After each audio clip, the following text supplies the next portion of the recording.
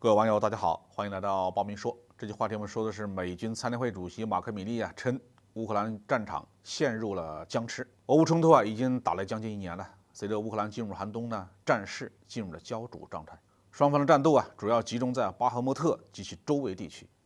关于俄罗斯正在准备大规模进攻的消息呢，充斥着西方的媒体。美国和北约国家主要官员如何看待这场冲突的现状，并且预测它的走向的呢？2月14号北约国家在比利时的布鲁塞尔举行了第9次乌克兰国防联络小组会议，北约各个国家的主要军事官员悉数参加。随后呢，他们对这场冲突的看法逐渐被媒体报道出来。不过他们的话里面有多少是真实的，这个需要打问号。美国的情报系统是很强大，看来呢要远超俄罗斯。这从去年冲突爆发之前，美国对冲突时间的预报就能看得出来。但是掌握了真实的情报，并不意味着他们会说真话。过去几天呢，北约国家的高级官员发表了这样一些言论。美国参谋长联席会议主席马克·米利声称，目前俄乌冲突的主要战场在巴赫穆特及其周围地区，而且已经成为了一场消耗战，血腥的战斗仍在继续，但整个战场呢几乎没有变化。他说，从哈尔科夫一直到赫尔松，战线呢相当稳定，尽管非常暴力。俄方进攻的主要是瓦格纳集团，炮击十分猛烈，双方都死伤惨重。但马克·米利认为，俄方的伤亡更加惨重。虽然他无法预测巴赫穆特的战斗将持续多久，但是他肯定乌军呢能够守住。这些说法呢与一些西方媒体从前线发回的报道并不一致。前线的报道是，俄方的炮火密度是乌方的2-3倍，乌方人员的伤亡数量远远超过俄罗斯，而且俄方呢正在占领许多村庄，获得进展。白宫国家安全委员会发言人约翰·科比他的说法和马克·米利不一致。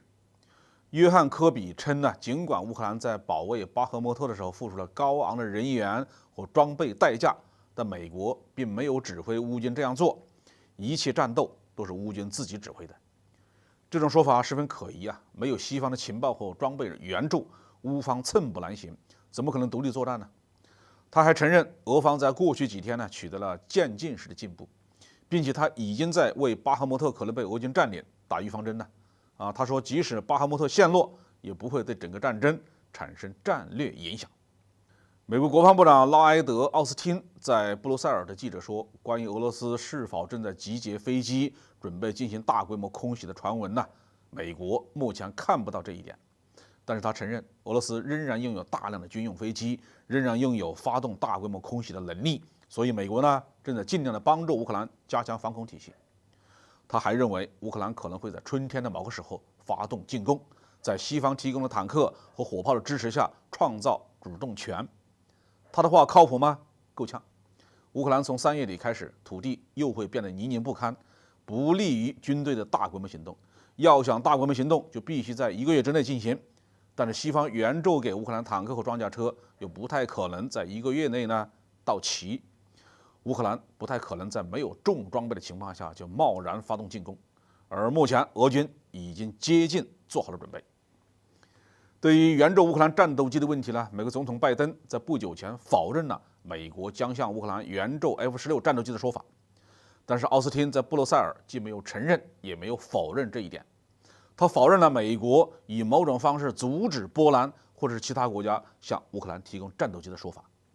很多媒体认为呢，援乌战斗机是远水解不了近渴，通常训练飞行员就需要2-3年的时间，那个时候这场冲突恐怕已经结束了。看来西方国家仍然想创造一种乌克兰必胜的信念，但是这些官员的话真真假假、虚虚实实，一切都需要时间来检验。